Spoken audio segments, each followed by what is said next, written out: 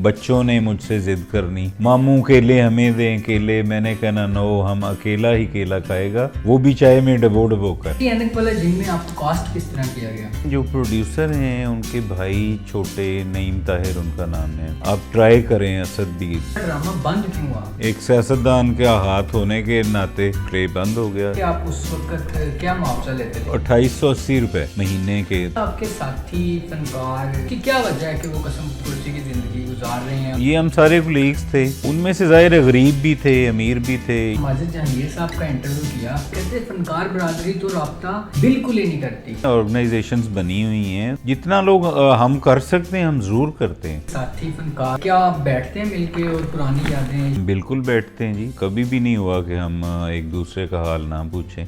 अस्सलाम वालेकुम जी फ्रेंड्स, कैसे हैं आप सब? आज माशाल्लाह एक बहुत ही यंग टैलेंट और माशाल्लाह उस बच्चे की मैं तारीफ़ करूंगा जिसने ये स्टेप लिया है और एक सोशल मीडिया चैनल स्टार्ट कर रहे हैं हमारे उसामा रशीद कहानी के नाम से।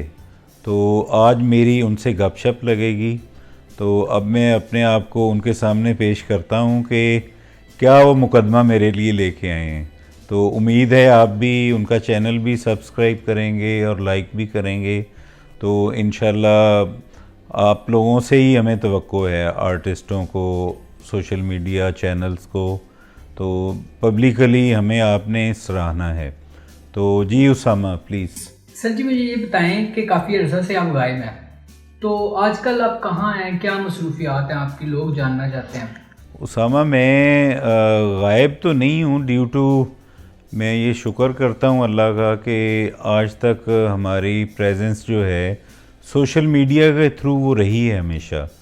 तो वो गाहे बगाहे इंटरव्यूज़ जैसे आप हैं नाइस माशाल्लाह, और बहुत सारे दोस्त अहबाब, टीवी चैनल्स, मॉर्निंग शोज़, तो हम उसमें आना जाना लगा रहता है। जहाँ तक प्ले की है बात, तो प्ले मैंने ऐसा सच नहीं किया, तो इंशाल्लाह अब हमारे एक दो हैं प्रोजेक्ट्स, तो इंशाल्लाह वो स्टार्ट होते हैं, तो पब्लिकली भी हम नज़र आना शुरू हो जाएंगे इंशाल्लाह। अच्छा, सुपर हिट ड्रामा ऐनक वाला जिन के बाद आप किसी प्रोजेक्ट में नहीं नजर आए, तो उसकी क्या वजह थी?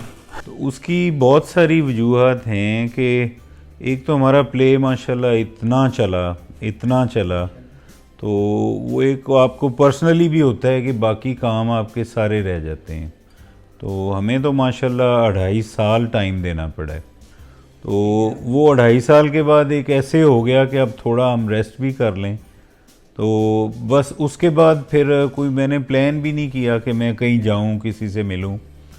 तो बस वो हमारे 2.5 सालों ने हमें थका दिया काफ़ी। तो उसके बाद हम लंबी वेकेशंस पे ही रहे हैं, तो अब मैं इंशाल्लाह दोबारा इन हो रहा हूँ, तो इंशाल्लाह आपको नज़र आएंगे हम इंशाल्लाह ताला। अच्छा जी, ऐनक वाला जिन में आपको कास्ट किस तरह किया गया? ऐनक वाला जिन में जो प्रोड्यूसर हैं उनके भाई छोटे नईम ताहिर उनका नाम है, तो हम बेस्ट बडीज़ थे उस वक्त। तो बस उन्हीं दिनों में ऐनक वाला जिन स्टार्ट हो रहा था, तो माशाल्लाह वो नईम भाई की जो ख्वाहिश थी वो मुझे हीरो देखना चाहते थे, हीरो, क्योंकि हमने बहुत सारे ऐसे सफ़र किए हमारे करीबी ममालिक में भी इधर उधर। तो वो जब मुझे देखते थे कि यार तुम ये कर सकते हो, तो उन्होंने भाई से कहा कि जब आपने अब शुरू ही करना है तो फिर आप ट्राई करें असद भी, जो भी करैक्टर, वो तो फिर प्रोड्यूसर की मर्ज़ी होती है ना, डायरेक्टर की।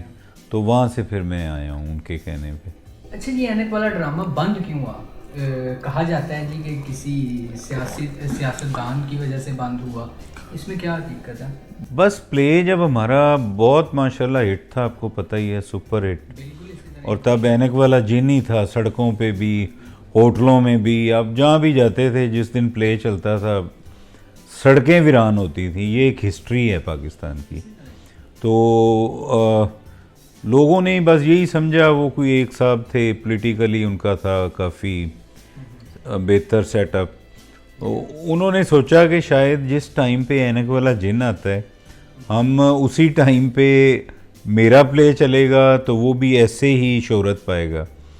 लेकिन उसने वो हमारा प्ले भी बंद करवाया, वो टाइम भी अपने लिए लिया।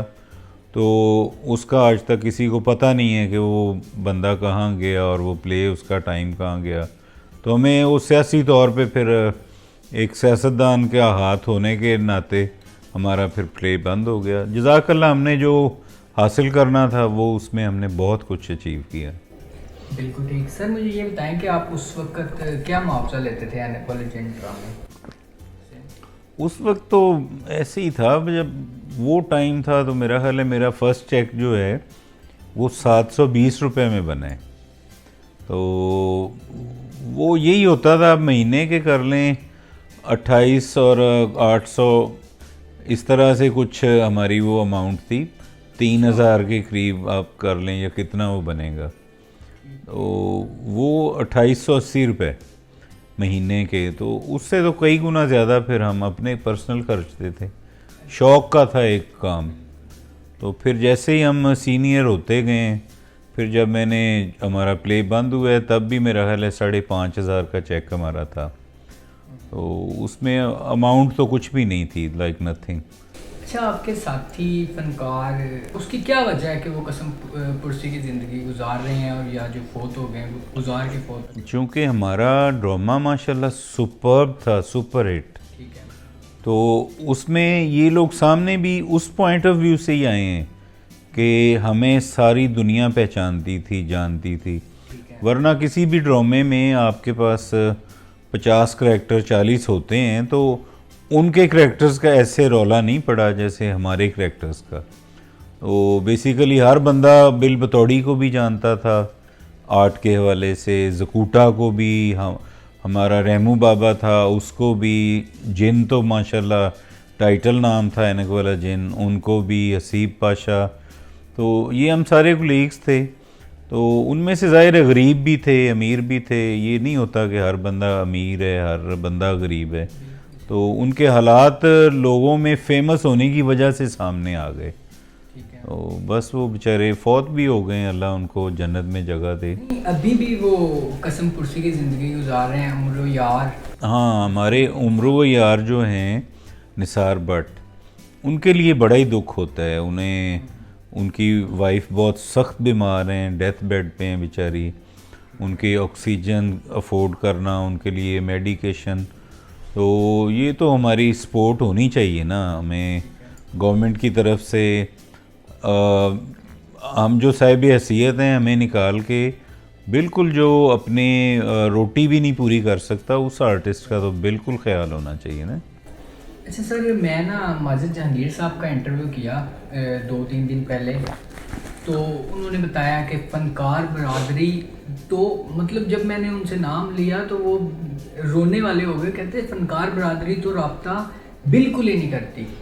तो इसके बारे में आप क्या कहना चाहेंगे? फ़नकार बरादरी को तो चाहिए कि अपने साथी का साथ दें। हाँ, नहीं बिल्कुल देते हैं, ऑर्गेनाइजेशंस बनी हुई हैं, तो जितना लोग हम कर सकते हैं हम ज़रूर करते हैं। ठीक है। हाँ, ये बात नहीं है, वो उनसे ऐसा एक्सपीरियंस हुआ होगा।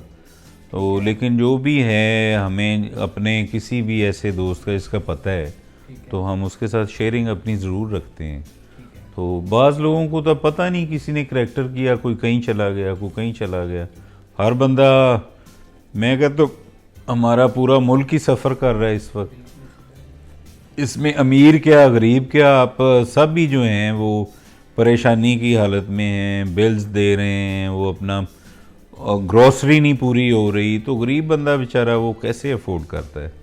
ये तो अल्लाह ही चला रहे हैं हमें और आवाम को और आर्टिस्टों को। कोई वाली वारिस नहीं है हमारा, अल्लाह के आसरे पे पाकिस्तान है सारा।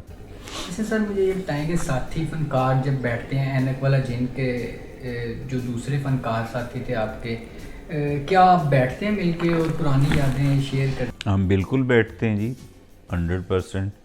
हमारे टेलीफोनिक जो हमारा है राब्ता वो हमेशा रहता है। हाँ, कभी भी नहीं हुआ कि हम एक दूसरे का हाल ना पूछें। तो बस इस तरह हर एक ने अपने अपने सेटअप में अपने आप को बिज़ी किया हुआ है। तो अब माशाल्लाह हमारे 2-3 प्रोजेक्ट्स हैं वो चल रहे हैं, तो इंशाल्लाह शोबिज़ के रेफरेंस से वो आप लोग जल्दी देखेंगे इंशाल्लाह ताला, वो भी स्टार्ट होंगे। सर मुझे ये बताएं कि वैसे मैं आपसे सवाल जी जी। कि आप जो चार्ली मामू की करते थे वो हल्की फुल्की करके दिखा सकते हैं? आप क्या चाहते हैं मैं क्या करूं? कुछ भी। हाँ, या अगर केला होता तो मैं चाय में डबो डबो के खाता। वो तो फिर ऐसे सर्टन मेरे डायलॉग्स और बच्चों से कोई भी एक डायलॉग भी आप। मेरा बड़ा टिपिकल था वही कि हम तो केला खाएगा वो भी अकेला खाएगा चाय में डबो डबो कर।